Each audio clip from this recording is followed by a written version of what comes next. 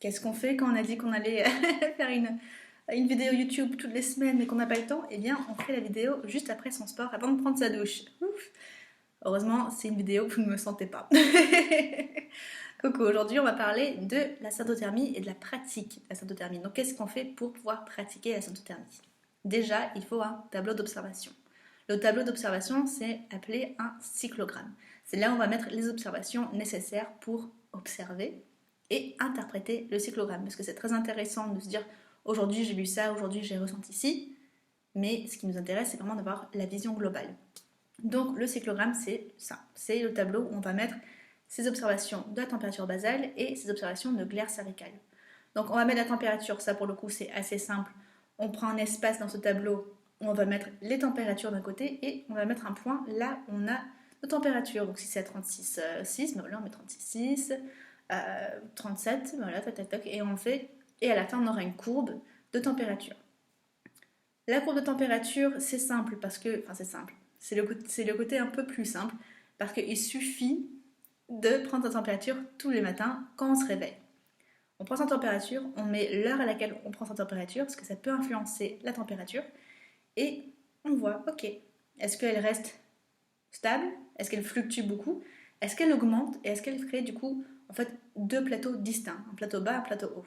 Si oui, c'est une bonne nouvelle, ça voudrait dire que l'ovulation a eu lieu. Ensuite, on va regarder la glaire. La glaire, c'est très très important. Vraiment, si vous êtes en train de vous dire que vous pratiquez la syntothermie et que vous regardez que la température, je suis là pour vous dire que ça ne sert à rien. La température seule ne pourra pas vous permettre de pratiquer la syntothermie. Il faut absolument observer sa glaire. La bonne nouvelle, c'est qu'on peut observer sa glaire sans prendre sa température.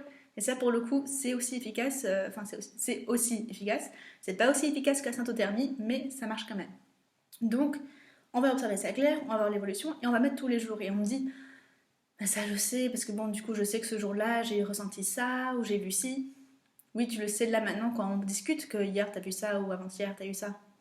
Mais dans 3 semaines, pas si sûr. Donc, on met tous les jours comme ça, hop, c'est noté, on n'a pas y penser, on se fait confiance. Je travaille beaucoup sur la confiance en consultation pour se dire, ok, je vois ça et je sais qu'en effet, c'était de la glaire fertile ou c'était de la glaire infertile ou c'était des pertes blanches ou c'était de la cyprine. Bref, on apprend à se faire confiance et à pas revenir en se disant, bah ça, du coup, en fait, texte, c'était pas ça. Non, on se fait confiance. La toi d'hier, la toi d'avant-hier, la toi d'avant-avant-hier, même celle qui a pris la décision de prendre la pilule il y a 5 ans, elle a pris le meilleur choix pour elle à ce moment-là. On se fait confiance. On a vraiment fait tout ce qu'on pouvait pour faire au mieux. Donc on va pas revenir se dire ah tu vois on va se juger en disant bah là tu vois j'ai mis ça mais je pense que c'était pas ça. Non, si on n'est pas sûr, eh bien dans un cyclogramme on peut aussi avoir une petite partie pour prendre des notes. Donc ça, c'est plutôt pour parler des perturbations, donc ce qui pourrait perturber la température ou même perturber le cycle, donc retarder l'ovulation ou raccourcir la phase lutéale. Et on va venir en fait rajouter potentiellement ben voilà, des petits détails par rapport à la glaire, des petits détails par rapport à la prise à température, dire ben, je l'ai prise, mais je l'ai prise 2 fois, enfin, des choses comme ça, on se dit s'il vous plaît, ne prenez pas votre température 2 fois, ce n'est pas nécessaire. Mais c'est très facile à dire quand on est conseillère, plus compliqué quand on est en train d'essayer de mettre en pratique. Donc surtout s'il y a des questions, je suis là pour ça. C'est un métier. Donc franchement, il n'y a pas de honte de se dire bah, j'ai besoin d'aide. Donc vraiment voilà. Donc on a la température, la glaire, et on va mettre ça donc dans le cyclogramme. Et le cyclogramme, il va permettre de nous voir en fait, d'avoir une vision. C'est pour ça aussi que j'aime bien avoir sur papier et pas forcément que sur le téléphone pour les applications de suivi de cycle et pas les applications de suivi de règles. Parce que bah, voilà, il faut bouger, il faut tourner. On n'a pas tellement cette vision globale. Et même quand elle est globale, qu'on arrive à la mettre sur l'ordinateur, c'est différent. Je peux vous assurer que quand on met sur papier, quand on met vraiment avec voilà, sa main, déjà ça signe au cerveau que c'est quand même quelque chose d'important. Il y a un phénomène qui se passe en fait entre notre main qui écrit et notre cerveau. C'est pour ça que quand on apprend quelque chose, c'est très bien de l'écrire. Si on le tape juste comme ça sur l'ordinateur, ça va beaucoup moins rentrer dans, la mémoire et dans le cerveau. Donc voilà, je préfère ça. Et en plus, c'est juste plus lisible, on va dire. Pour moi, c'est plus compréhensible, c'est plus palpable. Palpable. Vous me direz en commentaire si je suis en train de mal prononcer un mot. Je rappelle, je suis franco-américaine, donc des fois j'ai des petits en français. Mais en effet, voilà, on a vraiment besoin de ce cyclogramme pour savoir, ok, enfin en papier pour avoir quelque chose de concret. Ce qui peut faire un peu rire celles qui me connaissent déjà, parce que je parle beaucoup de la glaire et comme quoi on aime bien avoir quelque chose de visuel et de concret à observer, mais que le ressenti suffit. Donc là, c'est quand même pas la même chose hein, entre le ressenti du corps et l'observation, enfin l'interprétation plutôt du cycle, mais pas dans le même registre. Hein. Donc on fait confiance à ce ressenti, mais par écrit, s'il vous plaît, c'est beaucoup mieux.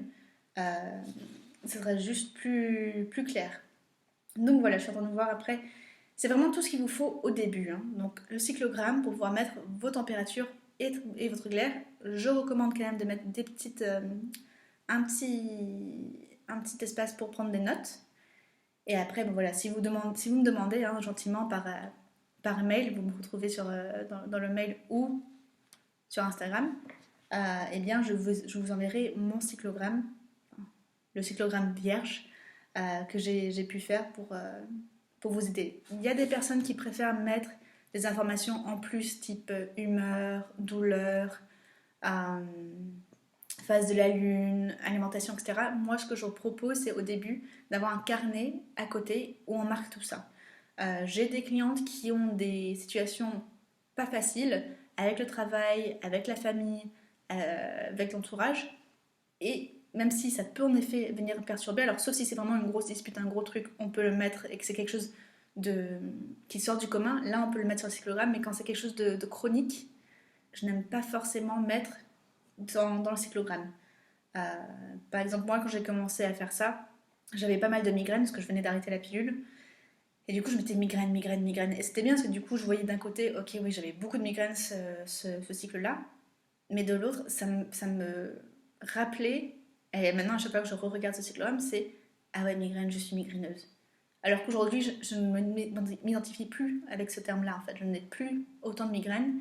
Et, et voilà. Et du coup, je trouve que c'est compliqué parce que, comme je vous ai dit, en fait, écrire déjà, ça envoie un signal au cerveau disant ça, c'est important.